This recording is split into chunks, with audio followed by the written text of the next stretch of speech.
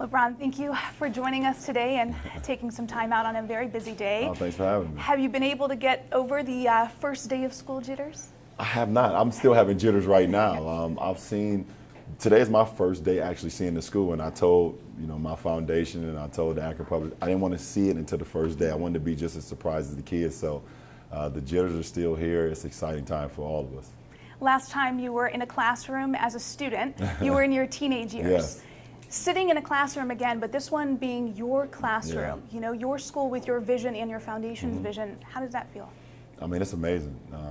It's kind of weird, and when you kind of sit down in the office and you kind of have these vision boards and you kind of have these thoughts and these plans, and to see it come into fruition years later, to see us be at this point, it means everything. Not only obviously for us, but for these kids that's a part of this. As a fourth grader, you missed 80 or so days of school. Looking back, if you were able to put yourself back into a fourth grade LeBron James, what would you want somebody to tell you now that you're telling these kids who are here? Yeah, that's first of all, school is very important, and the teachers that you kind of see in the hallway or your own personal teacher are going to be very important to, I think, your success. And life, and I think. It was tough on me as a fourth grader, just not even being able to go to school, because I love, when I was in school, I loved the structure. I love my classmates. I love having fun. I love recess and lunch, just like any other kid in art class and things of that nature. And it was tough for me not being a part of it. But I think without those experiences, I wouldn't even be sitting here across from you right now, being able to do something like this. You talked about structure. There's a little different structure here at the I Promise School. We're talking longer school days, longer school years. Yeah. You've got different hands-on approaches here. You've got the media lab downstairs.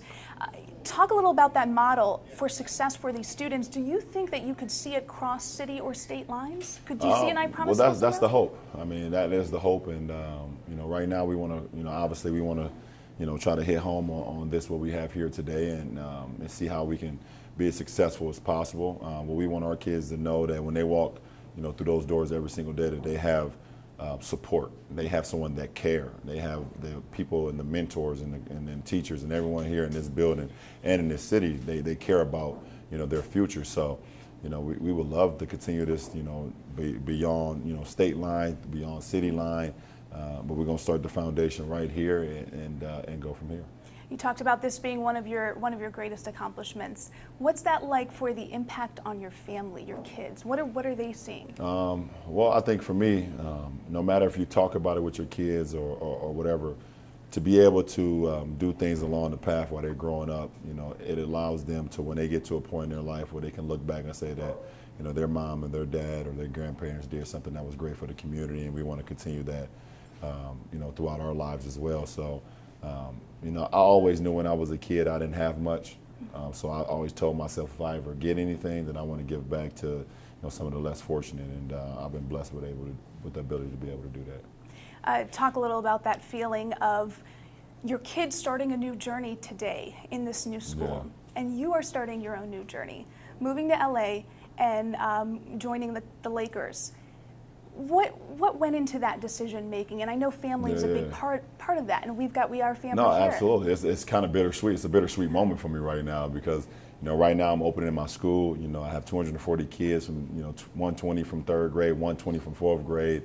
We have parents that can have an opportunity to graduate high school as well here, and at the same time, I'm moving on in my next chapter in my personal life. But to have the structure, to have the support system that I have from my hometown. Allows me to continue to do what I do on my personal side. So, my family is everything. My personal family to my extended family here with these kids and my foundation. So, it's all working in the right way. People have followed you on your journey, your fans, from the kid from Akron to getting drafted by the Cleveland Cavaliers. Do you think that there's a possibility for it to go full circle and you come back to Cleveland? Well, I don't close no chapters, and I don't circle no doors. Hopefully, I believe, and I will like it. I know my family would be great if someday, my jersey goes up in the rafters and, in the Cleveland Cavaliers uniform. So, that would definitely bring us back. But I'm always be in my hometown of Akron, that's for sure. Being around the community in Northeast Ohio as well is just who I am. So we look forward to it. This will always be home for you. Absolutely. Thank you, LeBron, for Thank joining you. us. I appreciate it. Thank you.